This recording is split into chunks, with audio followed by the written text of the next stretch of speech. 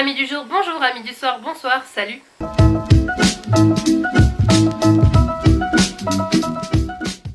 Aujourd'hui je te retrouve dans une nouvelle vidéo pour te présenter une application qui est sortie mi-avril et qui s'appelle Harry Potter.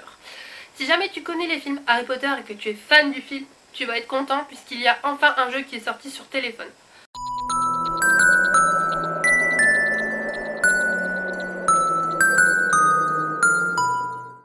Alors ouais, content, tout est relatif parce qu'en fait ce jeu, il y a des choses que j'aime et des choses que je n'aime absolument pas et c'est ce que je vais t'expliquer aujourd'hui. Donc ce jeu, il est sorti à la mi-avril. Donc le jeu, comment il fonctionne? Alors c'est sur le design des Sims, donc déjà le design il ressemble beaucoup aux Sims. Tu peux créer ton personnage façon Sims, donc lui choisir des traits du visage. Tu ne peux pas lui choisir de traits de caractère, enfin de traits physiques, c'est-à-dire son corps, tu ne peux pas le changer, mais ça c'est pas gênant. Parce que tu peux quand même lui choisir des fringues et lui acheter des fringues au fur et à mesure du jeu. Alors, je reprends les première année. Bon, bref. Là je m'en téléphone avec moi pour te montrer un petit peu, tu vas voir sur l'écran comment ça, je vais avoir des images, etc. Donc le design ressemble à ça, donc c'est un design assez simple. Alors ton personnage ne peut pas se déplacer, mais c'est uniquement le bâtiment qui se déplace, donc l'étage dans lequel tu te trouves. Alors, l'école se développe au fur et à mesure. Comme tu le sais, dans les films, c'est pareil, tu as accès à certains étages en première année, et après, dans les années suivantes, tu as accès à d'autres étages en fonction de tes cours, en fonction de ton année, de ton grade et de certains détails du film. Et bien dans l'école c'est pareil dans le jeu, c'est-à-dire qu'au début tu as accès qu'à un étage ou deux, et puis après au fil des années et bien tu développes et tu débloques d'autres étages. Donc là par exemple moi j'ai débloqué tous les étages sauf la forêt interdite, je n'y ai pas accès pour l'instant, mais je suis en train de faire des missions pour pouvoir débloquer la forêt interdite. Alors maintenant, le concept du jeu c'est quoi? C'est un jeu qui fonctionne sous la forme d'un scénario, c'est-à-dire qu'en fait c'est toi qui vas choisir comment va se dérouler ton jeu. Donc en première année tu vas rencontrer quelqu'un qui va te demander d'aller acheter tes affaires scolaires, donc il va t'indiquer le magasin Ollivander, tu vas acheter tes effets scolaires. Alors après tu vas avoir un mini passage de 2 secondes où tu vas juste voir le train partir, mais genre 2 secondes, donc tu n'auras pas de scène dans le train et tout. Moi c'est ce à quoi je m'attendais, une scène dans le train, parce que la voie 9 3/4 et le train Poudlard Express c'est iconique du film, mais non, tu vas juste voir 2 secondes d'image de vidéo en mode le train il part et ensuite tu arrives directement à l'école. Donc ça bon, c'est un petit passage qui est un petit peu dommage, j'aurais aimé que ce soit un petit peu plus long et que tu aies carrément une scène dans le train, mais tu en as pas, c'est pas super grave. Ensuite tu arrives en première année, tu as la cérémonie du choix des maisons, donc là tu as le choix de ta maison. Donc tu peux choisir le nom de ton personnage, tu peux le modifier au fur et à mesure du jeu si tu as envie de le changer.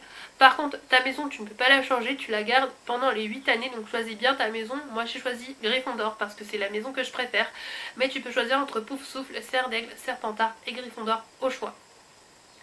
Après, une fois que tu as choisi ça, et bien là ton scénario va commencer et va évoluer.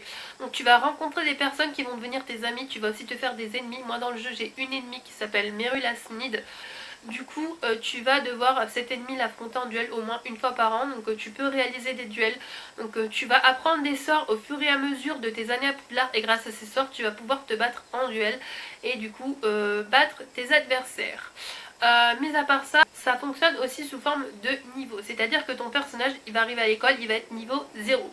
Ensuite au fur et à mesure que tu vas faire des leçons, donc apprendre prendre des cours de vol, prendre des cours de métamorphose, ton personnage va gagner des XP, donc des XP c'est des points en gros qui vont lui permettre d'évoluer. Donc mon personnage il est niveau 21 et je suis en 4ème année actuellement.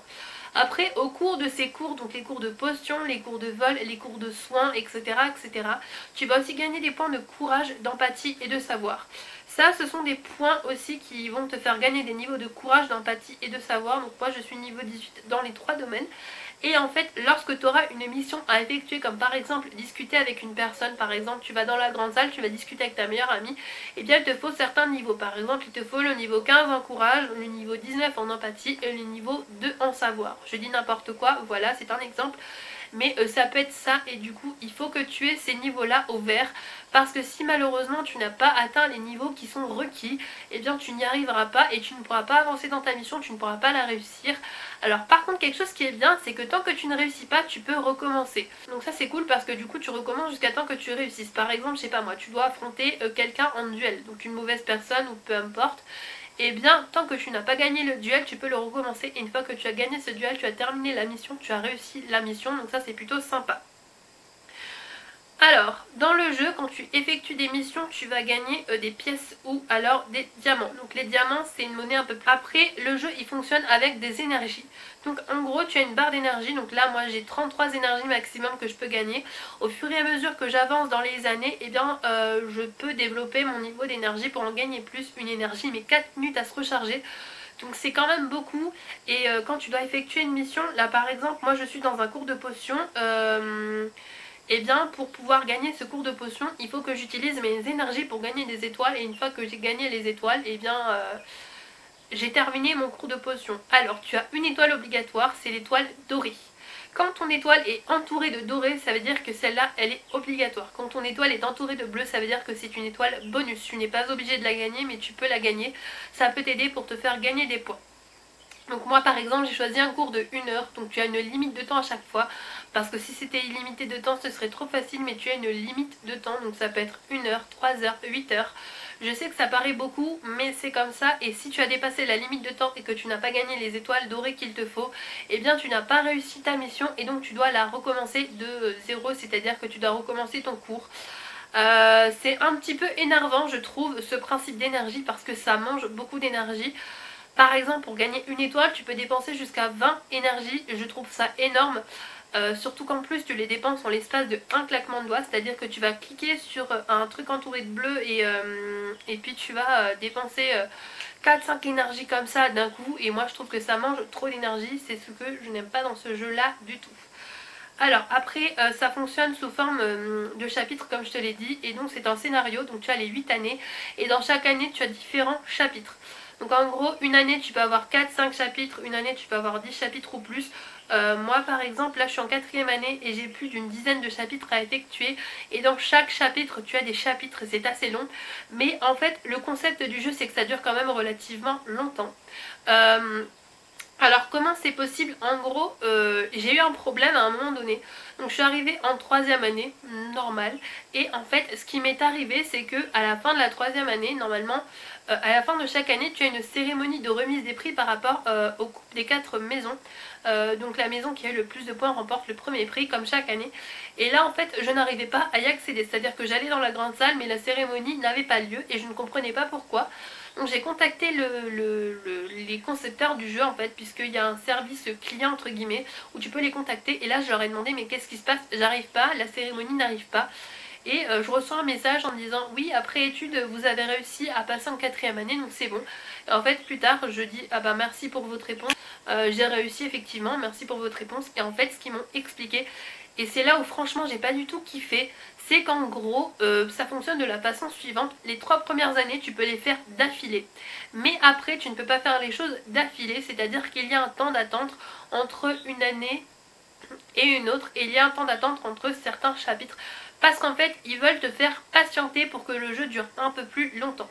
C'est à dire qu'en gros il a fallu que j'attende 4 jours avant de pouvoir avoir la cérémonie de remise des prix de fin de 3e année.